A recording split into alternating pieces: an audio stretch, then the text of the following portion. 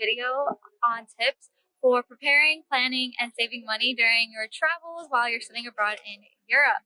I kind of organized them, kind of organized my tips from my smallest to biggest tips. So make sure you stay to the end because one of my last few things is something I wouldn't have gone around as much without it, and it was very helpful, and I know I'll be using it in the future as well. Okay, so of course when I change locations, the one time I needed something for my home isn't with me. But my first tip is to have a neck pillow so that you can bring it all around you whenever you travel with Europe and on your flight from home to Europe and on your way back, because those are pretty long flights and you'd always want a neck pillow for the travels in between too. So make sure you bring one, and I'll tell you like the specs of the best kind of neck pillows, I think. This is the neck pillow that I brought with me to Europe, and I like it because it has a clasp or like a button, anything that'll help it close will let it be hung on like your suitcase handle or your purse handle or your purse handle, just so it doesn't take up space within your luggage or within your bag, because you always want space when you're traveling. Thumbnail.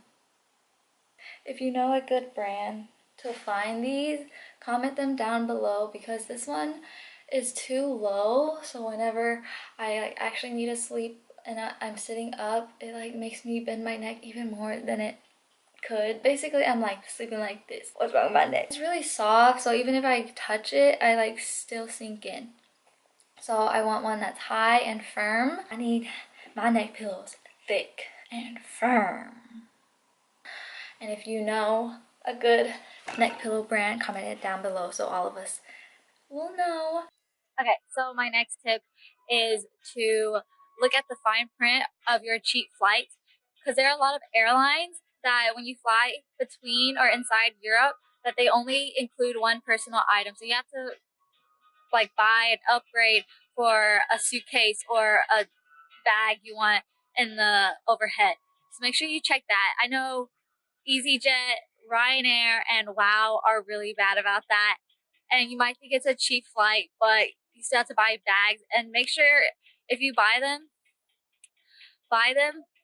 or upgrade before you go to the airport, because it's going to be really expensive there. And if you have to pay that much money, like how much they charge in a foreign currency that's more expensive than your home currency already, you're going to be not in a good mood, like me when I did that. So make sure you upgrade before. Okay, my next tip though is to see the location of the airport you're flying to.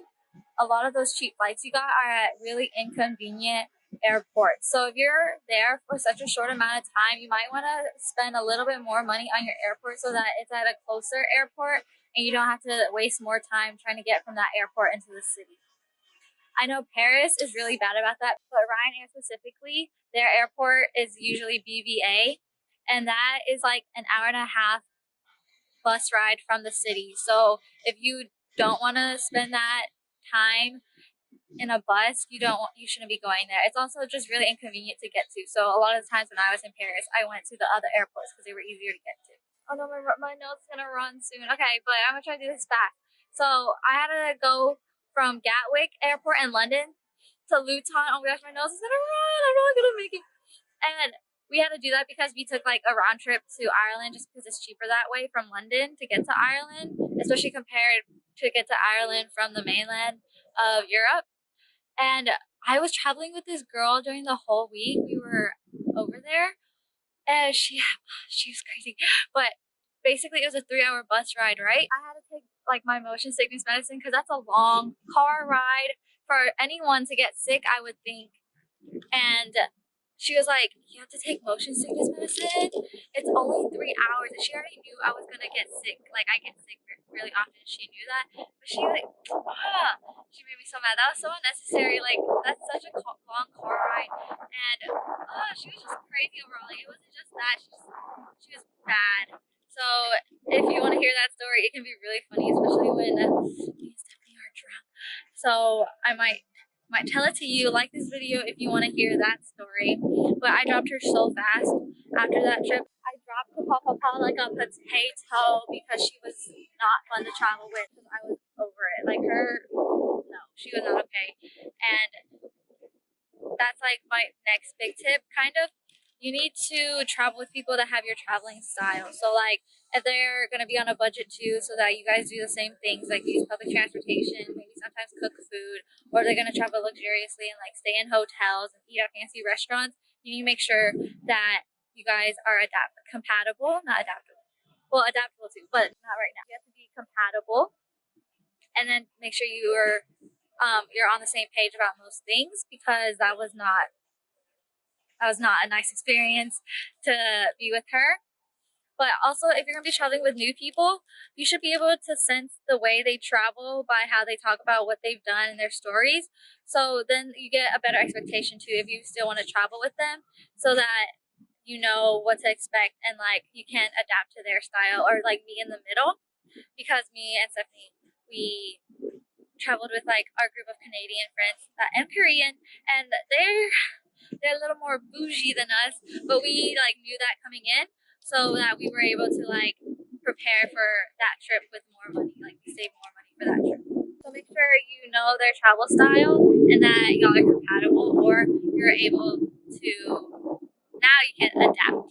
Now you're able to adapt to their style or be in the middle. A big thing I learned about traveling with other people is that you need to learn to either be independent or do literally everything together. If you're in a small group, you'll have to be on the same page about whether or not you guys are going to do literally everything together, or sometimes separate or do your own thing. So make sure, as a travel style characteristic, you guys have similar tastes or want to do similar things at the location y'all are going to. I'm gonna go to my apartment now because it's getting cold and my nose is gonna start running and I don't want to get sick. So I'll see y'all back in my room. Bye. Okay, I'm back in my room. My next tip is hostels and Airbnbs if you want to save money. Okay, hotels, you can go to hotels if you're trying to ball out or if you're wealthy and if you want to live comfortably. That is definitely the way to go. But if you're on a student budget like most people or most students studying abroad, you definitely want to do hostels and Airbnbs. Airbnbs are good if you're splitting with someone, if you're going with a friend or a group of people, because then you guys can find like a place that has enough accommodation for all of y'all and then just split the price. And it's actually really fun because if you guys rent out like a whole apartment, then you guys have a whole apartment to yourselves and you guys can chill and drink, and it's just so much fun. It's so much fun. But if you're going on a trip by yourself, solo travel is really great for hostels. And that's because you meet a lot of other solo travelers or other people that are relatable, and you just I love staying at hostels because you meet so many amazing people that are also travelers, so you guys can really relate and y'all are like trying to do the same thing, and it's amazing the people I've met at hostels and still talk to. I'm actually gonna FaceTime someone tomorrow. Whoa. Tomorrow from New Zealand that I met on a solo trip, and I wouldn't have met them if I didn't meet the people at my hostel. So subscribe so you find out whenever I post my video about how to get into Fashion Week as a normal person, because I'm not an influencer and I still got into some shows. And while you're down there, press the bell so that you get notifications, so you actually like get a bing about when it comes up, and just whenever I post videos about fashion, career, studying abroad, anything like that that can help you. You'll also be part of the Fancy Fam, a feminist. My next thing is to not be afraid to travel by yourself. I really regret being afraid to travel by myself at first because okay, this is what can happen. You can either like not end up going to somewhere you really wanted to go and then regret not going, or if it includes somewhere you wanted to go but at a certain time. So like I wanted to go to Milan Fashion Week, but I couldn't find anyone else to go with me, so I ended up not going, and I really regretted it because I went to all the other fashion weeks. So don't be like me and regret not doing something because you couldn't find someone to go with you at the time you wanted to go. I did end up going to Milan, but it wasn't during Milan Fashion Week, and it's not the same. But if you want to get into Fashion Week while you're studying abroad in Europe, I have a video coming up about that. Okay, we're getting to one of my last few tips, and Greece. If you want to go to Greece, you need to book those tickets as soon as possible. Like, once you're there and you know what weekend you're going, maybe you should just book them then if you don't mind going by yourself, because tickets to Athens or anywhere, like any islands, are really expensive. And I would suggest looking on Google Flights and at their price graph to see how long it's been since they've been lower than where you are, and then maybe gauge it like that. But you still generally want to buy it as soon as possible. It's cheaper to get to the islands after you get to Greece, because flying straight to the islands can add up. So that's what I did. I flew into Athens and then went to Santorini. And if you plan on going to Santorini, you should follow my Instagram. I'll put it here, because I have a lot of pictures and videos of the landscape and activities you can do while you're in Santorini, because there's a lot it offers. More than what people think, which is just the neighborhood with the white buildings. There's a lot more to that. So definitely check it out.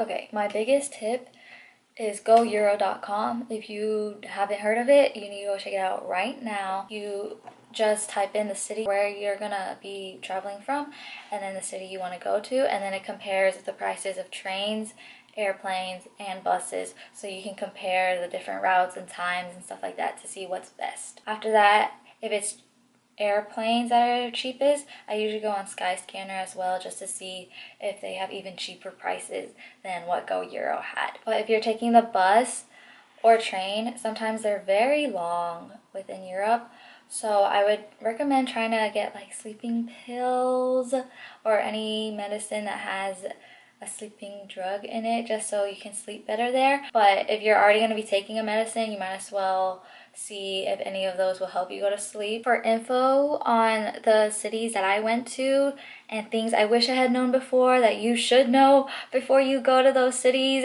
make sure you subscribe down below. Thanks for watching. So, you know,